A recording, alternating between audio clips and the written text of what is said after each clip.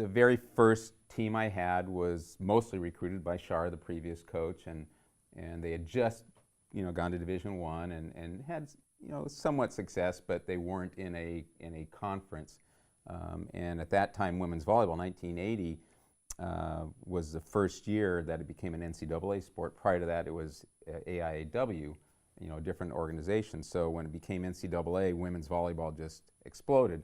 They were getting more funding, not just in California, but nationwide. So I had a group of players who were more in the previous mold, and coming in with new coach, and you have these great ideas how you're going to elevate the program to be a national champion, and in 5 years.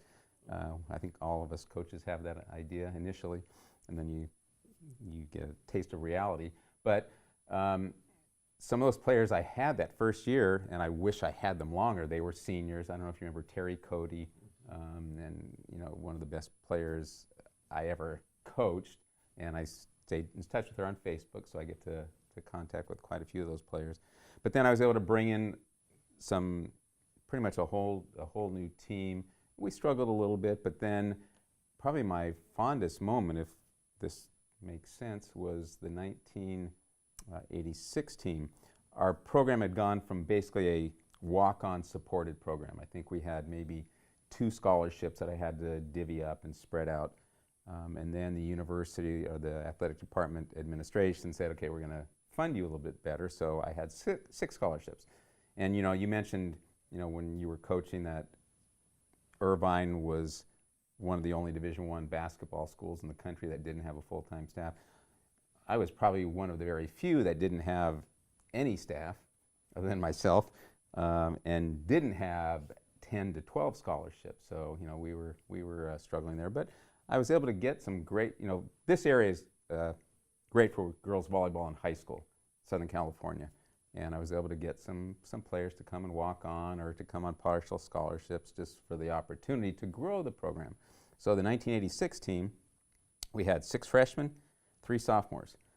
Worst record I ever had. We were 6-26, but it was the most, I don't want to say enjoyable, it was the most satisfying season because they progressed. So that team went from 6-26 to 12-17 to 19-12, ranked 20th in the country, and made NCAAs for the first time in women's volleyball history at UCI in 1988. So that was definitely a satisfying and enjoyable time for me.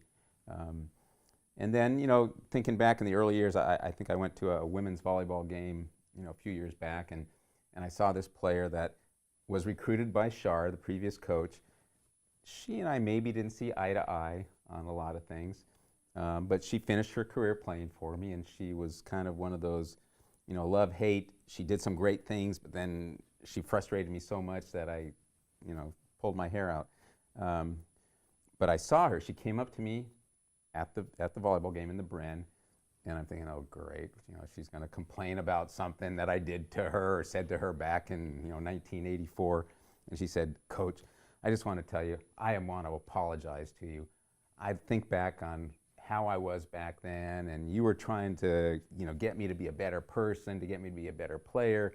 And she said, I wish you could coach my son, because the type of coaching and the type of leadership and the type of guidance you provided me, I wish he had now. So, things like that, you hear from, former players, because they don't always agree with you when you're coaching them, but after they reflect on it, much like probably children, then they finally thank you, which you don't do it for that reason, but that Right. also, that always makes it a little And bit that nicer. story puts some credibility to why we coached and what kind of a coach we were and what was our relationship with our students. I think that caps it.